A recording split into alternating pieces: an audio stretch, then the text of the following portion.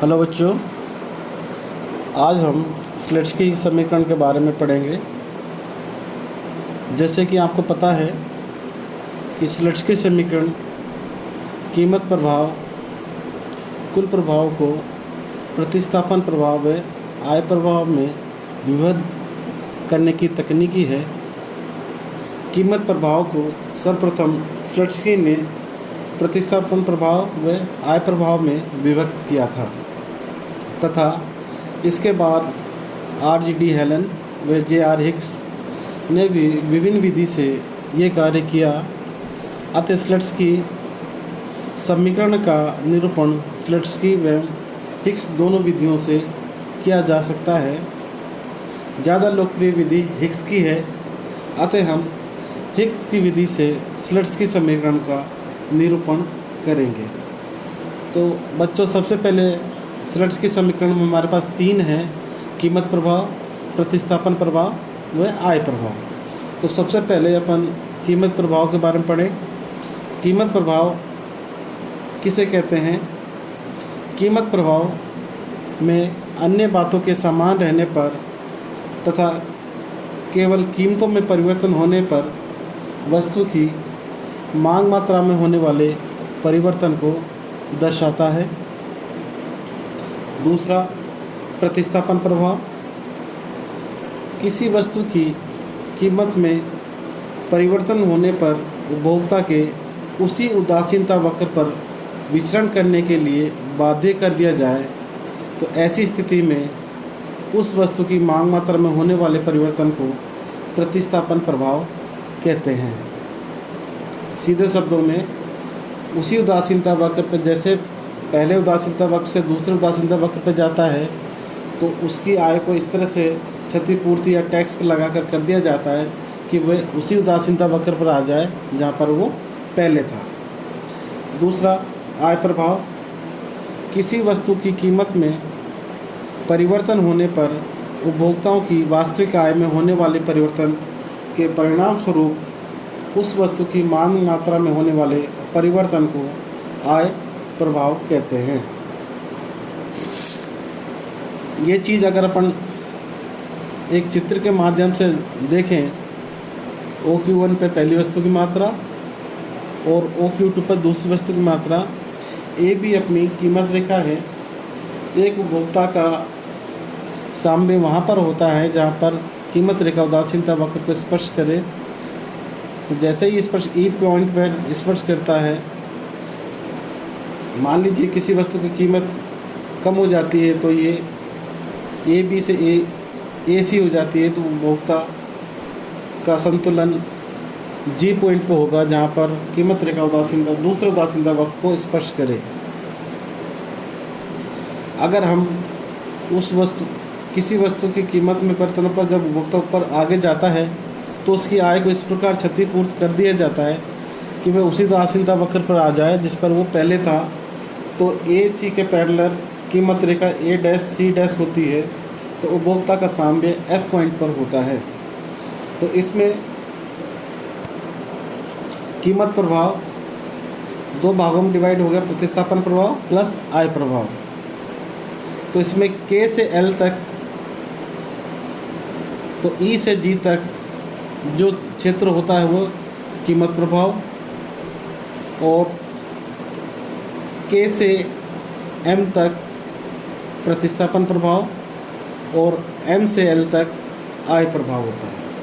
तो इस प्रकार डायग्राम को देखें तो अपन तो दोनों कीमत प्रभाव को प्रतिस्थापन प्रभाव व आय प्रभाव दोनों में डिवाइड हो जाता है।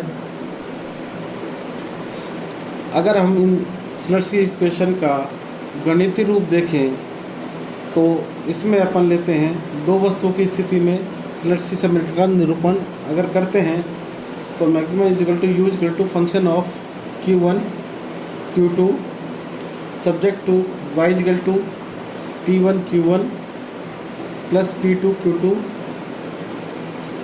इसमें y इनकम है, P1 पहली वस्तु की कीमत है, Q1 पहली वस्तु की मात्रा, P2 दूसरी वस्तु की कीमत, Q2 दूसरी वस्तु की मात्रा। अगर इसको अपन जीरो के रेस्पेक्ट में ले तो y minus P1 Q1 minus P2 Q2 equal to 0। Lagrangian फलन का निर्माण करने पर pi equal to function of Q1 Q2 plus lambda y minus P1 Q1 minus P2 Q2। Q1 के रेस्पेक्ट में डेरिवेशन करने पर F1 minus lambda P1 equation 0 पहली समीकरण। Q2 के रेस्पेक्ट में F2 minus lambda P2 equal to 0 दूसरी equation. y के रेस्पेक्ट में करने लैम्डा के रेस्पेक्ट में करने पर y minus P1 Q1 minus P2 Q2 equal to 0। समीकरण 1 व 2 को हल करने पर F1 equal to lambda P1 F2 equal to lambda P2।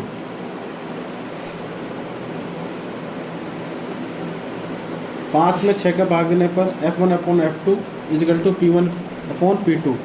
F1 F2 उदासीनता वक्र का ढाल है और P1 P2 कीमत रेखा का ढाल को दर्शाता है।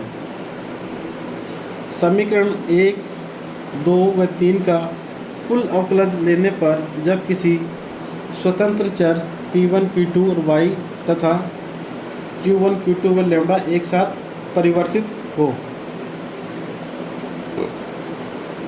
ये होता है F11 dQ1 plus F12 dQ2 minus P1 d lambda equal to lambda dP1 minus 4 equation. F121 dQ1 plus F22 dQ2 minus P2 d lambda equal to lambda dP2 minus 5 minus P1 dQ1 minus P2 dQ2 equal to minus dy plus Q1 dP1 plus Q2 dP2। ये equation number 6।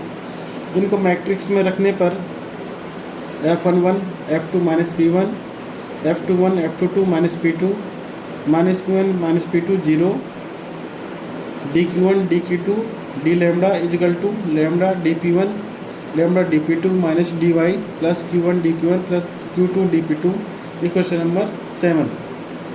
Cramer का नियम लागू करने पर पहले अपन F11 के respect में लेते हैं तो ये हो जाएगा lambda dP1 lambda dP2 minus dy plus Q1 dP1 plus Q2 dP2 F22 minus P2 minus P1 minus P2 0 upon D। जो D अपने पास है F11 F12 minus P1 F21 F22 minus P2 minus P1 minus P2 0। Equation 8। इसी तरह अब F12 के respect रखेंगे F11 F12 minus P1 lambda dP1 lambda dP2 minus dy plus Q1 dP1 plus Q2 dP2 minus P1 P2 0 upon D। D अपने पास है F11 F12 minus P1 minus F21 minus F22 minus P2 minus P1 minus P2 0। Equation number 9। Lambda के respect में लेने पर F11 F12 lambda dP1 F21 F22 lambda dP2 minus P1 minus P2 minus dy plus Q dP1 plus Q dP2 upon F12 F22 minus P1 F21 F22 minus P2 minus P1 minus P2 0। ये question number 10। समीकरण 8 के आधार पर dQ1 upon D lambda dP1 D11 plus lambda dP2 D21 plus D31 bracket में minus D1 plus dy plus Q1 dP1 plus Q2 dP2 second होते हैं इसके। अगर इसका कोफैक्टर करें तो D11 के F22 minus P2 minus P2 0 D21 होता है minus F12 minus P1 minus P2 0 और D31 होता है F12 minus P1 F22 minus P2। ये मानते हुए कि केवल P1 में परिवर्तन हुआ है, हम चूँकि P2 में y स्थिर हैं, अतः dP2 equal to 0, dy equal to 0। समीकरण 11 को dP1 से विभाजित करते हैं तो प्रत्यक्ष प्रभाव डायरेक्ट इफेक्ट होता है। dQ1 upon dP1 equal to lambda d11 upon d plus d31 upon Q1 upon d। तो lambda Q1 upon dP1 equal to lambda d11 upon d plus Q1 d31 upon d। ये equation number 12, यही स्लट्स की समीकरण है। स्लट्स की समीकरण की अपने प्रत्यक्ष प्रभाव है। आगे के हम चैप्टर में इनके तिरछे प्रभाव ज्ञात करेंगे।